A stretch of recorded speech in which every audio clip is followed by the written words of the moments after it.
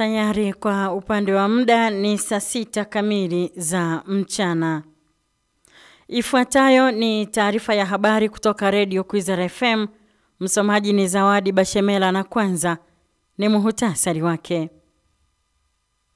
Katibu mkuu wa Baraza la Maaskofu Katoliki Tanzania TEC, Padri Charles Kitima, amesema kuwa kanisa Katoliki linapaswa kuendelea kuwa nguzo ya matumaini kwa jamii. Halmashauri ya wilaya ya Mleba mkoani Kagera imetoa shilingi milioni 240 kwa ajili ya kuvikopesha vikundi 8 vya vijana wanaofanya shughuli za kilimo katika shamba la kahawa lililopo kijiji cha Makongora. Na watu wawili wamefariki baada ya mlipuko kutokea Kampala nchini Uganda wakati nchi hiyo ikiadhimisha siku ya mashahidi. Habari kamili. Dar es Salaam. Katibu mkuu wa Baraza la Maaskofu Katoliki Tanzania Padri Charles Kitima amesema kuwa kanisa Katoliki linapaswa kuendelea kuwa nguzo ya matumaini kwa jamii, hasa kwa wanyonge wasio na sauti. Kitima ameyasema hayo leo wakati akiongoza misa ya shukrani kwa mara ya kwanza tangu aruhusiwe kutoka hospitali alipokuwa akipatiwa matibabu kwa takribani mwezi mmoja kufuatia tukio la kushambuliwa na watu wasiojulikana.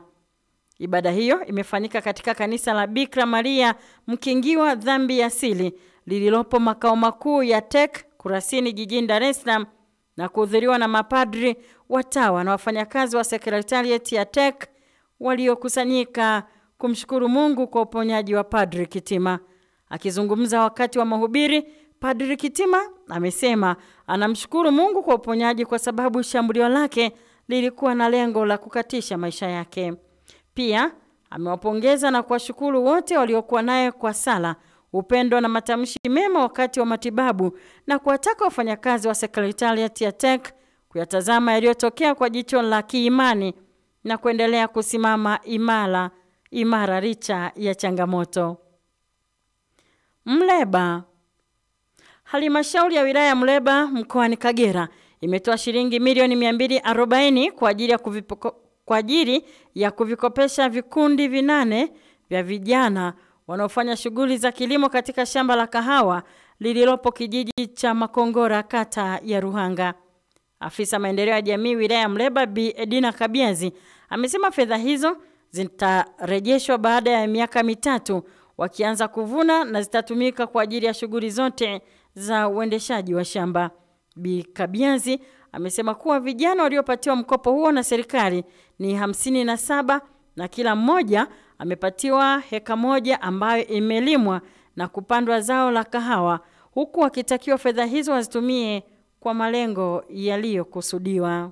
Kwa kawaida tumezoea kwamba 10% tunarejesha kila mwezi. Ni kwamba hii block nzima imetengenezewa tayari chama cha ushirika na kimeshasajiliwa. Wakulima wetu wote watakapoanza kuvuna watakuwa wanauza sehemu moja katika kile chama cha ushirika. Kwa sisi fedha zetu pia vijana watakapoanza kuvuna tunaenda pia makubaliano yetu na chama cha ushirika. Kijana atachukua kidogo kwa ajili ya kuendelea kujikimu na kiasi kingine kitatumika kwa ajili ya kurejesha kahawa zetu. Kwa mkopo huu wa vijana tumewapa miaka 7. Kuna miaka 3 hiyo ya kuzalisha. Baada ya hapo miaka 3 mingine 4 itatumika kwa ajili ya urejeshaji wa mkopo huu. Mwenyekiti wa umoja wa vijana wa wanufaika wa shamba la kahawa Makongora, Bwana Mustamiru Ali, ameshukuru serikali kwa kuwapatia mradi ambao utawasaidia kujikwamua kiuchumi na kuondokana na changamoto ya kuwa tegemezi kwenye jamii. Geita. Wafanyabiashara katika mamlaka ya mji mdogo wa Katoro wilayani Geita mkoani Geita wameshauriwa kuweka vifaa vya kutunzia taka kwenye maeneo yao ya biashara ili kuepuka uzagaaji wa taka kwenye maeneo ya mji huo. Ushauri huo umetolewa na mtaalamu wa uhifadhi wa mazingira mkoa wa Geita Bwana Tito Mlerwa alipozungumza na Radio Kwizera, ikiwa ni mwendelezo wa wiki ya mazingira duniani ambayo huadhimishwa kila Juni tarehe 5 kila mwaka. Bwana Mlerwa amesema ili kuendelea kuyaweka mazingira katika hali ya usafi, wafanyabiashara hawana budi kuwa chachu ya jambo hilo kwa kuhakikisha wanaweka vifaa vya kutunzia taka ambazo zitaondolewa kwa utaratibu mzuri kwenda maeneo sahihi. Nipende kuwashauri wataalamu wenzangu hasa katika maeneo ambayo yana mikusanyiko mikubwa, masokoni, senta za bodaboda kubwa, lakini pia kwenye vitivo vya kibiashara kama vile soko la Katoro, masoko ya bidhaa za vyakula, kuhakikisha wanaweka dustbin kwenye maeneo hayo, lakini pia kuwa na vipeperushi mbalimbali vya kuelimisha watu namna ya utunzaji wa taka, lakini na athari ambazo zinatokana na kutokutunza taka hasa za plastiki. Mwenyekiti wa wafanyabiashara Bwana Chazi Makanji akizungumza kwa niaba ya wafanyabiashara amesema wameweka utaratibu wa kila mfanyabiashara kuwa na vitunza taka muda wote, na kwa watakao kiuka taratibu hizo watachukuliwa hatua kama walivyokubaliana. Unaendelea kusikiliza taarifa ya habari kutoka Radio Kwizera FM. Kampala. Watu wawili wamefariki baada ya mlipuko kutokea Kampala nchini Uganda wakati nchi hiyo ikiadhimisha siku ya mashahidi.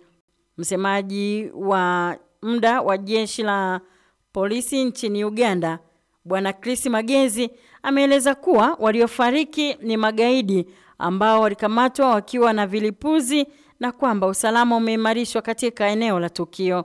Tukio hilo limetokea karibu na moja ya makaburi ambapo maelfu ya waumini wa Kikristo walikuwa wamekusanyika. Mamilioni ya mahujaji wamemiminika mjini Namgongo kusherehekea sikukuu ya mashahidi. Tukio hilo ambalo ni mojawapo ya mahujaji wengi zaidi wa Kikristo barani Afrika huwavutia mamilioni ya waumini kila mwaka kuenzi mashahidi 45 wa Uganda, Wakatoliki 22 na Waanglikana 23 waliouawa kati ya mwaka 1885 na mwaka 1887 katika amri ya Kabaka Mwanga wa Pili wa Buganda kwa kukataa kuacha imani yao. Nchi ya Uganda Juni 3 ni sikukuu ya umma na maelfu ya watu wanaanza safari ya hija kwa miguu. Bujumbura.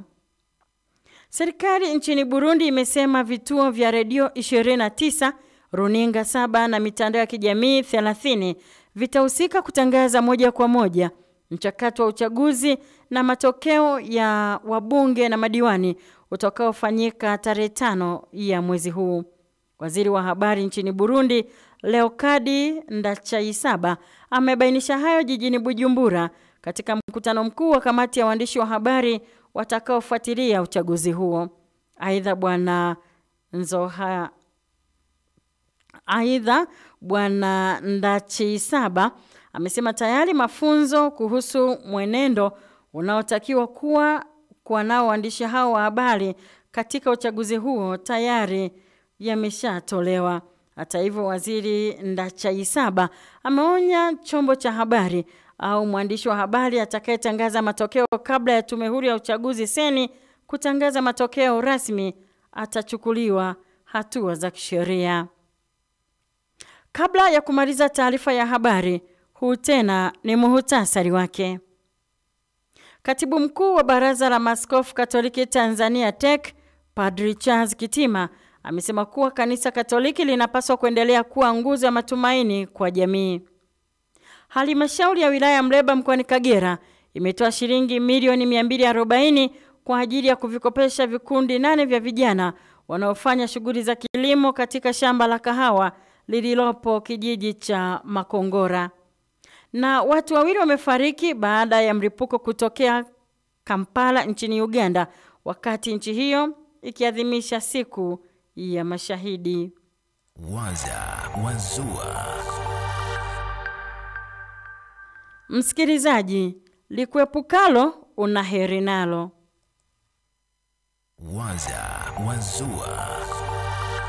Na huo ndio mwisho wa taarifa ya habari. Endelea kutufuatilia katika mitandao yetu ya kijamii, Instagram, TikTok na X @Radio Kwizera FM, YouTube Kwizera TV na website yetu radiokwizera.co.tz. Saa 10 alasiri utaletewa duru habari.